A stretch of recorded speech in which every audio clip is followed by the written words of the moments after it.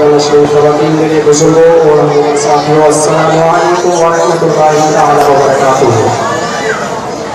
الحمد للہ رب العالمین والعاقبۃ للمتقین والصلاة والسلام علی سید المرسلین، اما بعد فاعوذ باللہ من الشیطان الرجیم، بسم اللہ الرحمن الرحیم، والضحى والليل إذا سجى صدق اللہ مولانا العظیم۔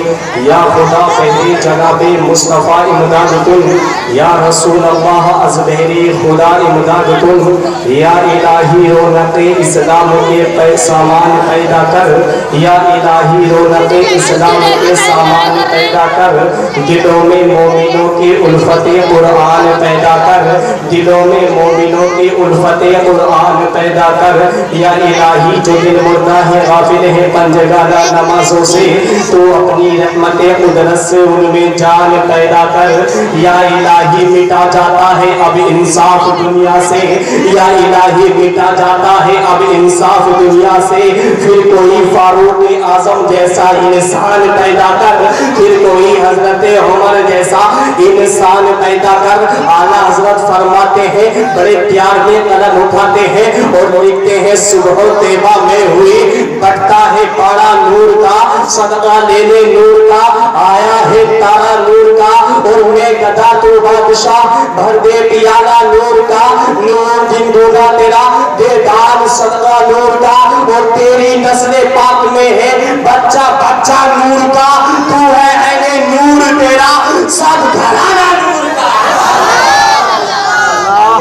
ملت اسلامیہ بات شروع کرنے سے پہلے آپ اور ہم نبی اور آل نبی کی بارگاہ اللہ رب محمد صلی اللہ علیہ وسلم نحن عباد محمد صلی اللہ علیہ وسلم صلی اللہ علیہ وسلم علیہ یا رسول اللہ یا حبیب اللہ علیہ وسلم۔ اللہ رب العزت نے کلام پاک کے اندر ارشاد فرمایا، وضحیٰ کا معنی میرے آقا کا چہرہ مبارک، واللیل اذا سجا، واللیل اذا سجا کا معنی میرے آقا کی زلفیں مبارک۔ اے لوگوں، میرے آقا کا چہرہ بھی لاجواب، میرے آقا کی زلفیں بھی لاجواب، میرے آقا کی آنکھیں بھی لاجواب، میرے نبی کی سیرت بھی لاجواب، میرے نبی کی صورت بھی لاجواب، میرے نبی کی چال بھی لاجواب، میرے نبی کی گفتار بھی لاجواب، میرے نبی کا تلوہ لاجواب، میرے نبی کا جلوہ لاجواب، میرے نبی کا قدم پاک لاجواب، میرے نبی کے دندان مبارک لاجواب، میرے نبی کا خاندان لاجواب، میرے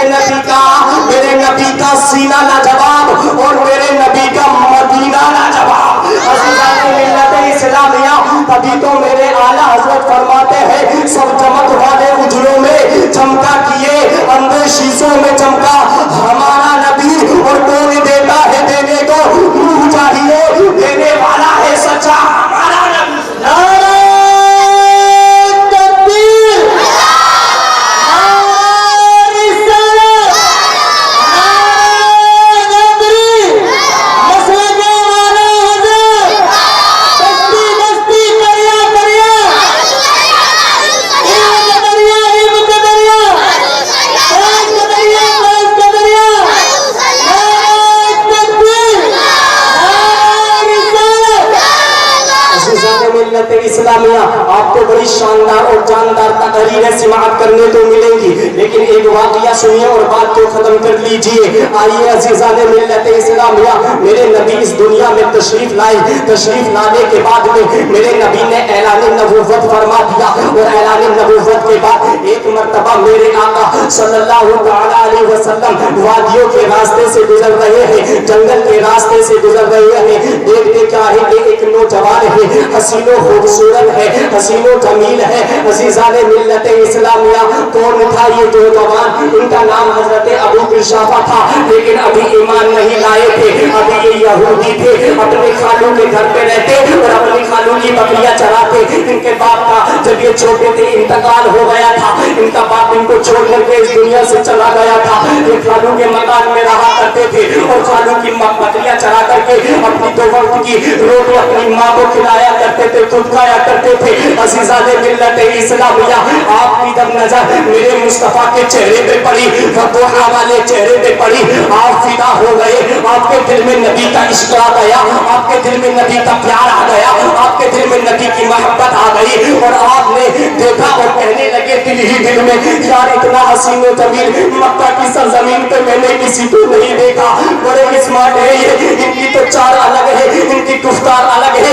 ارے ان سے ملنا تو جائے، ان سے پوچھا تو جائے یہ کون ہے. قریب آتے ہیں، میرے آقا کی خدمت میں حاضر ہوئے اور حاضر ہونے کے بعد میں عریضہ پیش کیا، آپ کون ہیں اور کہاں سے تشریف لائے ہیں اور کہاں جا رہے ہیں. میرے مصطفیٰ نے مسکرا کے ارشاد فرمایا، وہ زبان کھلی جس کے بارے میں اعلیٰ حضرت فرماتے ہیں، وہ زبان جس کو سب کنجی کنجی کہے، اس کی نافذ حکومت پہ لاکھوں سلام. وہ لب کھلے جس کے بارے میں اعلیٰ حضرت فرماتے ہیں، پتلی پتلی گلے تو دوسروں کی پتیاں، ان لبوں کی نزاکت پہ لاکھوں سلام. میرے مصطفیٰ نے ارشاد فرمایا، میں مسلمانوں کا نبی ہوں، میں مکہ سے تشریف لایا ہوں، چہل قدمی کے لیے جا رہا ہوں، جنگل میں ڈھونڈنے کے لیے جا رہا ہوں. جب اتنا کہا کہنے لگا، آپ ہی ہے وہ جن کو لوگ گالیاں بکتے ہیں، آپ ہی ہے وہ جس سے لوگ نفرت کرتے ہیں. کہا ہم مجھ سے ہی لوگ نفرت کرتے ہیں. کہا زمانہ کچھ کہے لیکن مجھے تو آپ کے چہرے کو دیکھ کر کے اللہ یاد آ گیا ہے.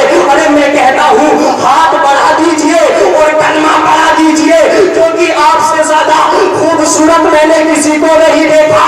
ارے جس کے خوبصورتی کا، جس کے حسن و جمال کا جب یہ عالم ہے تو اس کے مذہب اسلام کا عالم کیا ہوگا. عزیزان ملت اسلامیہ، تاخیر نہیں کی. میرے نبی نے ہاتھ بڑھایا، کلمہ پڑھایا اور پڑھانے کے بعد میرے نبی چلے گئے. اب یہ گھر آ جاتے ہیں، آنے کے بعد میں آپ کے دن ایسے ہی گزرتے چلے گئے. ایک دن وہ آیا، ان کا خالو پکا یہودی تھا، نبی سے نفرت کرنے والا تھا، نبی سے نفرت کرتا تھا. اس نے نبی کو، اس نے جو ہے غلط سلط بول دیا، نبی کی شان میں گستاخی کر دی. جیسے ہی حضرت ابو قحافہ نے سنا، سننے کے بعد میں ارشاد فرمایا، او خالو، اس نبی کا میں کلمہ پڑھنے والا ہوں، اس نبی کی شان میں توہین برداشت نہیں کر سکتا. اب یا محمد مطلوب رضا کو کہہ دینے دیا جائے. ارے جو صحابہ ہوتے تھے نبی کی شان میں گستاخی نہیں سنا کرتے تھے. اور آج بھی اللہ کی قسم کبھی ہندوستان کی دھرتی پہ کوئی نند سرسوتی جیسا جب میرے نبی کی شان میں گستاخی کرتا ہے تو مفتی سلمان ازہری ناموس رسالت کے لیے کھڑے ہو کر کے اور یہ جواب دیتے ہیں، ساری سنیت کے حوالے سے یہ کہتے ہیں کہ جان مانگو گے جان دیں گے، ارے دولت مانگو گے دولت دیں گے، لیکن یہ نہ ہو سکے گا نبی کا دیا ہوا ایمان دیں گے. آج بھی مفتی سلمان ازہری جیسی شخصیت اس ہندوستان کے اندر ہے، اللہ کی قسم آج بھی ناموس رسالت کی حفاظت کرنے والے ہیں. آئیے عزیزان ملت اسلامیہ، حضرت ابو قحافہ کے خالو نے جب اتنا سنا، کہا نبی کا کلمہ پڑھتا ہے؟ کہا ہاں میں ان کا کلمہ پڑھتا ہوں، ان سے محبت کرتا ہوں. کہا اچھا، تو کہا میرے گھر میں رہتا ہے، کلمہ اس کا پڑھتا ہے، میری بکریاں چراتا ہے، ارے اس کے گیت گاتا ہے. تجھے معلوم نہیں ہے تیرے پاس مکان رہنے کے لیے نہیں ہے، تجھ کو کوئی کاروبار نہیں ہے، گھر سے نکال دوں گا. کہتے ہیں گھر سے نکلنا قبول ہے لیکن نبی کی محبت کو چھوڑنا قبول نہیں ہے. کہا اچھا، اس نے جو ہے اے لوگوں اپنی ماں کو بلایا اور اس نے کہا کہ دیکھو اس اپنے بیٹے کو سمجھا لو، یہ میرے دشمن محمد کا کلمہ پڑھتا ہے، ارے اس کو سمجھا دو ورنہ بہت برا ہوگا، میں گھر سے نکال دوں گا. گردن کی ٹھوکریں کھاتے پھریں گے دونوں ماں بیٹے. کہا اچھا، یہ ماں کہتی ہے بیٹا تیرے تو چھوٹا تھا، تیرے باپ کا انتقال ہو گیا تھا بیٹا، تیرے خالو کی بکریاں چرا چرا کر ہم دونوں گزر بسر کرتے ہیں بیٹا، انہی کے مکان میں رہتے ہیں بیٹا، تو مان جا محمد کا کلمہ پڑھنا چھوڑ دے. ماں بھی غیر مسلم تھی. کہا اچھا ماں میں تیری بات مان لوں گا لیکن میری ایک شرط ہے. جب ابو قحافہ نے کہا میری ایک شرط ہے، ماں کہتی شرط کیا ہے؟ کہا شرط یہ ہے کہ اگر تم میرے نبی کے چہرے کو دیکھ کر مجھ سے آ کر منع کر دو کہ محمد کا کلمہ پڑھنا چھوڑ دو تو میں محمد کا کلمہ پڑھنا چھوڑ دوں گا. اب یہ ان کی خالہ اور یہ جانے کے لیے تیار ہو جاتی ہے لیکن ان کا خالو ساری رات شیطان کی طرح بہکاتا رہا. کچھ بھی ہو، چاہے محمد کتنا بھی خوبصورت ہو، ان کی برائی کرنا، ان کی اچھائی بیان نہ کرنا. عزیزان ملت اسلامیہ، اب یہ دونوں چلی، ادھر یہ کھانو خوش تھا، ارے آ کر کے برائی کریں گی، ادھر یہ سجدے میں دعا کر رہے تھے، مولا راستہ دکھانا میرا کام تھا، اب تیرے نبی کی محبت ان کے دل میں ڈالنا یہ تیرا کام ہے۔ عزیزان ملت اسلامیہ، اب یہ قافلے کے ساتھ جاتی ہے نبی کی محفل میں، میرے نبی کی گفتگو سننے کے بعد میں واپس آتی ہے۔ خالو خوش ہو رہا تھا، یہودی تھا، میرے نبی سے نفرت کرنے والا تھا، اور کہہ رہا تھا من ہی من میں آج تو کشافہ کا کام ہو جائے گا، کلمہ پڑھنا چھوڑ دے گا۔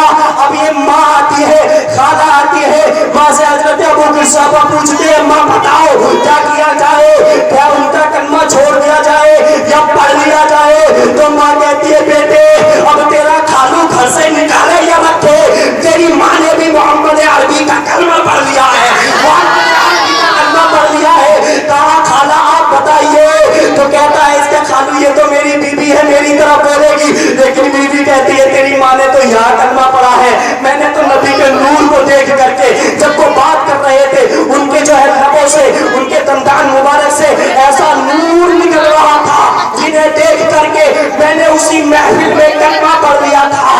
تبھی تو شاعر کہتا ہے نبی اعظم نے اس جہاں میں پیام مولا سنا کے چھوڑا، جو جھک رہے تھے بتوں کے آگے خدا کے آگے جھکا کے چھوڑا، اور عمر تو غصے میں چور اپنے چلے تھے حضرت کو قتل کرنے، نگاہ لطف و کرم ہوئی تو انہیں بھی کلمہ پڑھا کے چھوڑا، انہیں بھی کلمہ پڑھا کے چھوڑا۔ اللہ رب العزت کی بارگاہ میں دعا ہے میرے بولنے میں اور آپ کے سننے میں جو کچھ ہوئے ہو اغلاط انہیں معاف فرمائے پروردگار۔ السلام